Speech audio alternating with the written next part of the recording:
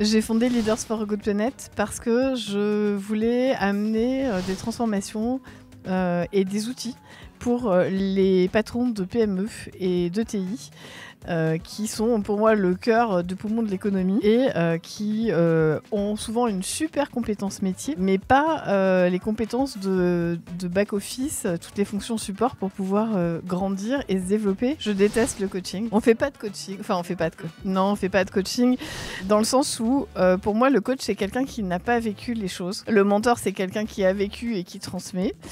Le consultant, c'est quelqu'un qui donne des conseils. Le préparateur, c'est quelqu'un qui prépare mentalement. Et on n'est rien de tout ça.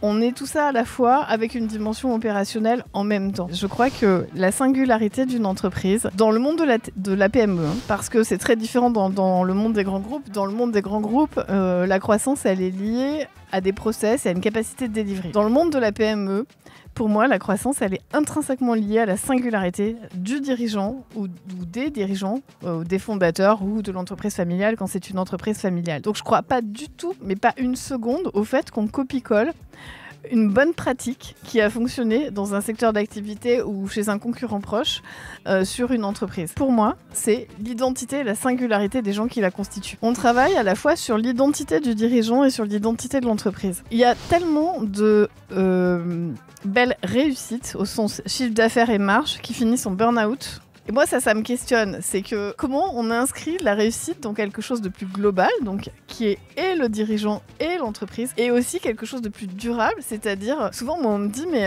j'ai un CEO récemment qui a, je sais pas, 35 ans, quelque chose comme ça, qui me dit, je sais pas comment tu fais pour avoir autant d'énergie et toujours autant de passion, alors que ça fait 30 ans que tu fais ça. Je dis, parce que je m'éclate dans ce que je fais, en fait. Et on est une entreprise à mission, parce que derrière la mission, il y a la raison d'être, et derrière, il y a la raison d'être, il y a deux choses pour moi. Il y a l'identité du dirigeant d'une part et l'identité de l'entreprise de l'autre. Et comment on réussit à faire ce mariage, cette alliance pour que ça dure. Pour moi, l'intelligence artificielle, c'est comme une façon d'aller hacker notre propre cerveau. C'est-à-dire que soit on l'utilise, j'allais dire un peu bêtement, pour produire des choses, soit on va plus loin et on se dit finalement, si j'amène beaucoup de valeur, alors ça va me permettre de regarder des choses que j'ai pas pu voir parce que mon cerveau humain, il n'est pas configuré comme ça. Et moi, je me sers énormément de l'intelligence artificielle pour faire ça. Je sais que l'un des usages de l'IA générative, c'est de faire du compte-rendu, etc. Et ça marche très bien. Je dis pas que c'est pas utile, c'est hyper utile. Mais c'est comme un cerveau exponentiel qui va nous permettre d'aller explorer. Plus on rentre d'informations utiles, plus on rentre de connaissances pertinentes.